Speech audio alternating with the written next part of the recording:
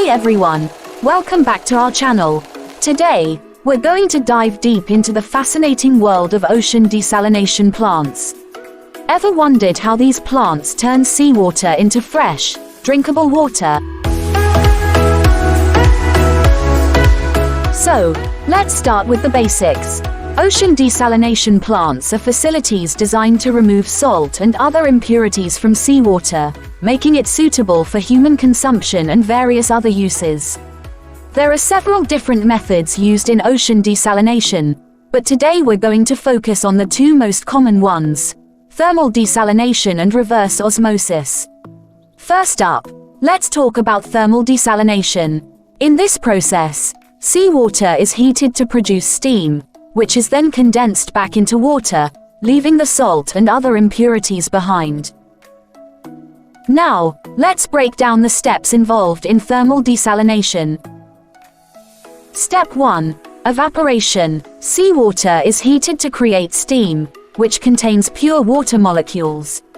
Step 2. Condensation. The steam is then cooled and condensed back into liquid water, leaving the salt and impurities behind.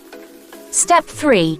Collection. The condensed water, now free of salt and impurities, is collected and stored as fresh, drinkable water. So, that's how thermal desalination works in a nutshell.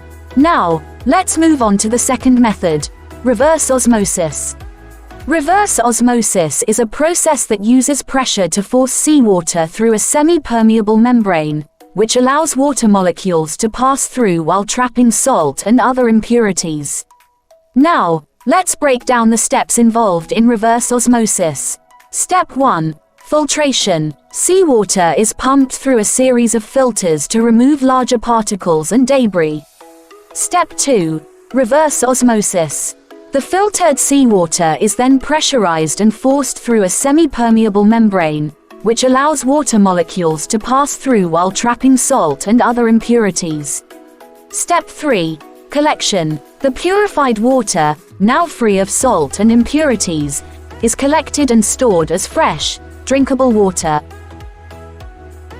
Desalination plants produce a relatively small percentage of the world's drinking water compared to other sources such as groundwater, surface water, and water treatment plants. Globally, desalination plants provide less than 1% of the world's drinking water supply. However, in certain regions with limited access to freshwater resources, such as arid coastal areas or regions facing water scarcity, desalination plays a more significant role in meeting drinking water needs.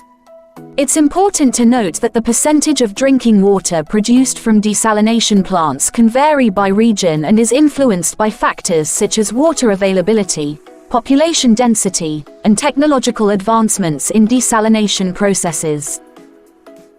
Several countries have a significant number of desalination plants due to their arid climates, limited freshwater resources, or high population densities.